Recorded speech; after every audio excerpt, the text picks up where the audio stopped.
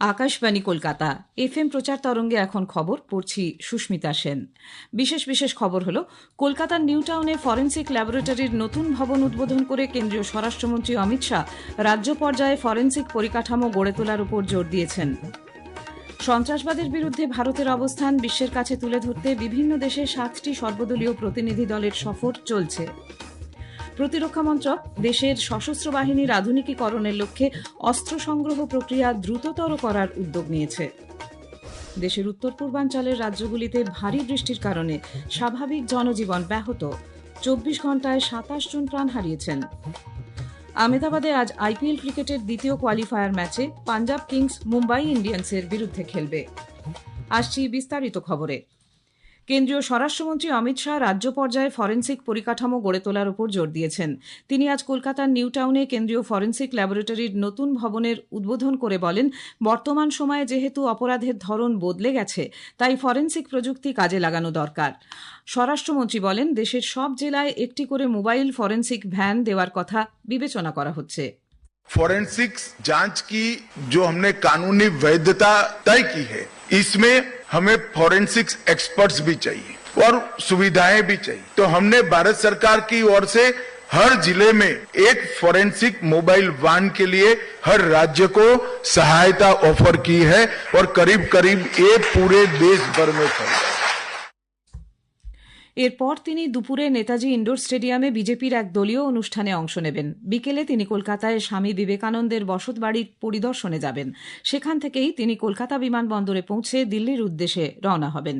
উল্লেখ্য, কেন্দ্রীয় স্বরাষ্ট্রমন্ত্রী গতরাতে কলকাতায় এসে পৌঁছানোর পর কলকাতা বিমানবন্দরে তাঁকে স্বাগত জানান দলের রাজ্য সভাপতি ও কেন্দ্রীয় প্রতিমন্ত্রী সুকান্ত মজুমদার ও বিরোধী দলনেতা শুভেন্দু অধিকারী সহ রাজ্য বিজেপি নেতৃত্ব।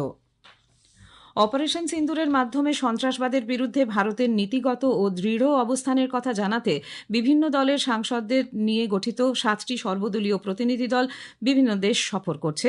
দলগুলির সদস্যরা যে কোনো সন্ত্রাসবাদের বিষয়ে ভারতের আপোষহীন নীতির জোরালো বার্তা পৌঁছে দিচ্ছেন। শশী থারুরের নেতৃত্বাধীন প্রতিনিধি দল আজ ব্রাজিল পৌঁছেছে।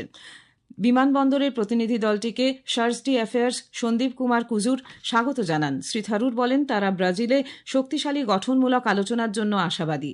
শিবসেনা সাংসদ শ্রীকান্ত শিন্ডের নেতৃত্বে আরেকটি সর্বদলীয় প্রতিনিধি দল এখন লাইবেরিয়ার মনোরোভিয়ায় 3 দিনের সফরে প্রতিনিধি দলটি লাইবেরিয়ার রাষ্ট্রপতি সহ শীর্ষস্থানীয় বুদ্ধিজীবী এবং সংবাদ মাধ্যমের প্রতিনিধিদের সঙ্গে দেখা করবেন। জেডিইউ সাংসদ সঞ্জয় কুমার ঝার নেতৃত্বে সর্বদলীয় প্রতিনিধি দল ইন্দোনেশিয়ায় সফর শেষে আজ মালয়েশিয়ার কুয়ালালামপুরে পৌঁছেছে। প্রতিনিধি দলটি মালয়েশিয়ার মন্ত্রী, সাংসদ, শীর্ষস্থানীয় বুদ্ধিজীবী, সংবাদ মাধ্যমের প্রতিনিধি ও প্রবাসী ভারতীয় সম্প্রদায়ের সঙ্গে দেখা করবে। ডিএমকে সাংসদ কানিমোড়ি করুণানিধির নেতৃত্বাধীন দল আজ ভোরে স্পেনের মাদ্রিদে পৌঁছেছে। সফরকালে দলটি স্পেনের জাতীয় সরকারের বিভিন্ন প্রতিনিধিদের সঙ্গে বৈঠক করবে এবং প্রবাসী ভারতীয় সম্প্রদায়ের সঙ্গে সাক্ষাৎ করবে। এর আগে গতকাল প্রতিনিধি দলটি লাটভিয়ার সাংসদদের সঙ্গে দেখা করে উল্লেখ করেছে যে ভারত কোনো পারমাণবিক হুমকি সহ্য করবে না। এনসিপি সাংসদ সুপ্রিয়া শুলের নেতৃত্বে একটি প্রতিনিধি দল আফ্রিকার ইথিওপিয়ায় সেদেশের আইনসভার সদস্য ও সরকারি কর্মকর্তাদের সঙ্গে আলাপ আলোচনা করেছেন। বিজেপি সাংসদ রবিশঙ্কর প্রসাদের নেতৃত্বে দলটি ফ্রান্স, ইটালি ও ডেনমার্ক সফর সেরে আজ লন্ডনে পৌঁছেছে। সেখানে তারা ব্রিটিশ সরকারের বিভিন্ন স্তরের কর্মকর্তা ও নেতৃবৃন্দের সঙ্গে আলোচনা করবেন। लंदन पहुंच गए हैं। 3 देशों की हमारी यात्रा अच्छी रही, फ्रांस, इटली और फिर डेनमार्क की।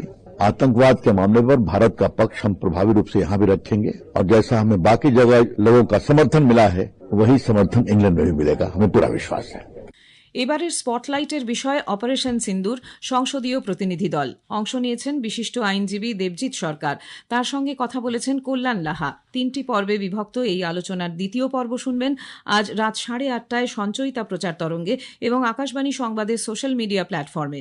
তৃতীয় তথা শেষ পর্ব শুনবেন 3রা জুন রাত 8:30টায় সঞ্চয়িতা প্রচার তরঙ্গ এবং আকাশবাণী সংবাদের সোশ্যাল মিডিয়া প্ল্যাটফর্মে।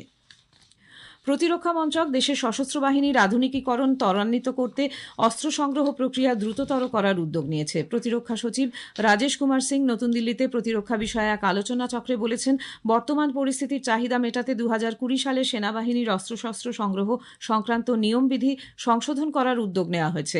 এর ফলে সশস্ত্র বাহিনীর জন্য প্রয়োজনীয় অস্ত্র সংগ্রহের সময় অন্তত 69 সপ্তাহ কমানো সম্ভব হবে। অস্ত্র সংগ্রহের ক্ষেত্রে বর্তমানে প্রচলিত রাষ্ট্রায়ত্ত সংস্থার কাছ থেকে এই কাজ প্রতি প্রতিযোগিতামূলক মূল্যে সরকারি ও বেসরকারি উভয় স্তরেই বন্টন করার কথা ভাবা হচ্ছে। যুদ্ধজাহাজ এবং অত্যাধুনিক মাঝারি জঙ্গি বিমান সংগ্রহের ক্ষেত্রে ইতিমধ্যেই এই সিদ্ধান্ত রূপায়ণ করা হচ্ছে। কেন্দ্রীয় সরকার 27 মে এ ধরনের যুদ্ধজাহাজ তৈরির কাজ দ্রুততর করার জন্য একটি পরিকল্পনা ঘোষণা করে।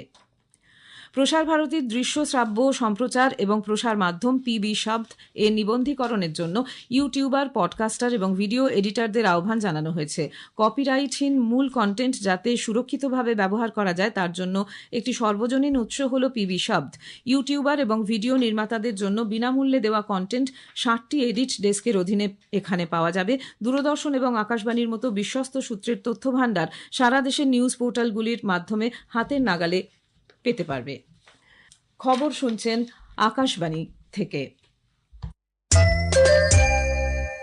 আমাদের সংবাদ শোনা যাচ্ছে ইউটিউব চ্যানেল আকাশবাণী সংবাদ বাংলা, ফেসবুক ও ইনস্টাগ্রাম আকাশবাণী সংবাদ কলকাতা এবং এক্স হ্যান্ডেল এআইআর নিউজ কলকাতায়। দেশের উত্তর পূর্বের 6টি রাজ্যে গত দুদিনে মাঝারি থেকে ভারী বৃষ্টিতে স্বাভাবিক জনজীবন ব্যাহত। ভূমিধস অতি ভারী বৃষ্টির ফলে গত 24 ঘণ্টায় 27 জনের মৃত্যুর খবর পাওয়া গেছে। এই নিহতদের মধ্যে 9 জন অরুণাচল প্রদেশ, 6 জন মেঘালয়, অসম ও মিজোরামের 5 জন করে এবং ত্রিপুরা ও নাগাল্যান্ডের 1 জন করে রয়েছেন। বঙ্গোপসাগরে একটি নিম্নচাপ সক্রিয় হয়ে ওঠায় পরপর দুদিন রাজ্যগুলিতে ভারী বৃষ্টি চলছে। অনেক জেলায় সড়ক যোগাযোগ মারাত্মকভাবে ক্ষতিগ্রস্ত। পশ্চিমবঙ্গ ও বাংলাদেশ উপকূলের পশ্চিম দিকে অবস্থান করা গভীর নিম্নচাপটি উত্তর দিকে সরে গেছে। এর ফলে উত্তর পূর্বের রাজ্যগুলিতে ভারী বৃষ্টি শুরু হয়েছে। এদিকে মণিপুরের পূর্ব এবং পশ্চিম ইম্ফল জেলায় ভারতীয় সেনাবাহিনী ও অসম রাইফেল যৌথভাবে 800 জনের বেশি বন্যা দুর্গতকে উদ্ধার করেছে। তাদের নিরাপদ জায়গায় সরিয়ে নিয়ে যাওয়া হয়েছে এবং তাদের জন্য ওষুধপত্র, পানীয় জলের ব্যবস্থা করা হয়েছে।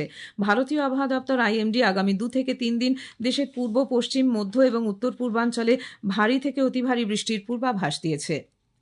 মঙ্গোলিয়ার উলানবাটরে ভারত মঙ্গোলিয়া যৌথ সামরিক মহড়া নোম্যাডিক এলিফ্যান্ট গতকাল শুরু হয়েছে, চলবে 13 জুন পর্যন্ত। এই মহড়ার মাধ্যমে দুদেশের মধ্যে সামরিক পর্যায়ে সহযোগিতা আরও উন্নত হবে বলে মনে করা হচ্ছে। এই মহড়ার সূচনা অনুষ্ঠানে মঙ্গোলিয়ায় ভারতের রাষ্ট্রদূত অতুল মালহারি গতসার্ভ এবং মঙ্গোলিয়ার পক্ষে মেজর জেনারেল খাগভা সুরেন গানসেলেন উপস্থিত ছিলেন। এই যৌথ সামরিক মহড়ায় পাহাড়ি অঞ্চলে সন্ত্রাসবাদ মোকাবিলায় সামরিক অভিযান পরিচালনা সহ বিভিন্ন বিষয় অন্তর্ভুক্ত হয়েছে।